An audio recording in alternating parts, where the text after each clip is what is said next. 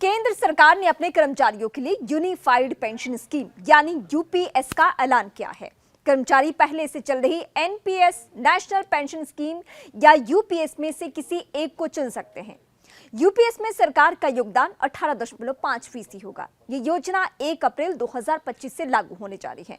UPS यानी एकीकृत pension योजना अपनाने पर कर्मचारियों को सेवानिवृत्ति यानी रिटायर्ड होने के बाद सुनिश्चित पेंशन मिलेगी। जो कर्मचारी 2004 से अब तक रिटायर हो चुके हैं और एपीएस के दायरे में आते थे, उन्हें भी यूपीएस के फायदे मिलेंगे।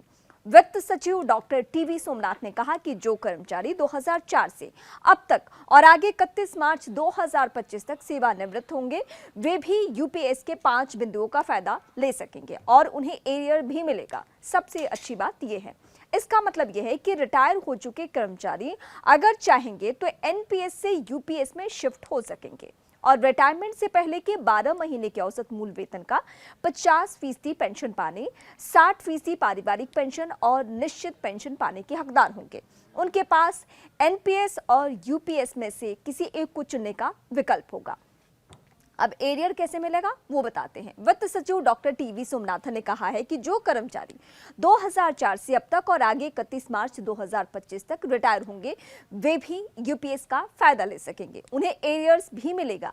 जो राशि उन्हें मिल चुकी है उसमें से नई गणना के मुताबिक रकम एडजस्ट होगी।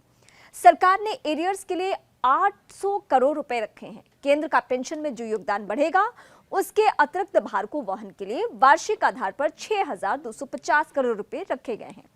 ऐसी होगी एरियर की गणना। वित्त सचिव डॉक्टर टीवी सोमनाथन ने कहा है कि 2004 से अब तक 20 साल का वक्त गुजरा है। इस दौरान एनपीएस के तहत रिटायर होने वाले कर्मचारी की संख्या बहुत ज्यादा नहीं है। इनका पूरा रिकॉर्ड सरकार के पास है।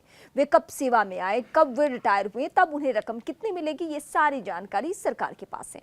इन जानकारियों के आधार पर एरियर की गणना होगी। ब्याज सहित मिलेगी ये राशि।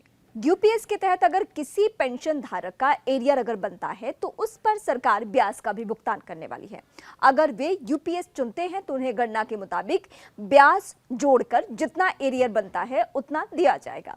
डॉक्टर सोमनाथन के अनुसार अगर पहले सेवानिवृत्त आप हो चुके हैं कर्मचारी यूपीएस अपनाते हैं और अगर नए सिरे से गणना के बाद उनका कोई एरियर बनता है तो उस एरियर पर पीपीएफ की दरों के हिसाब से ब्याज मिलेगा।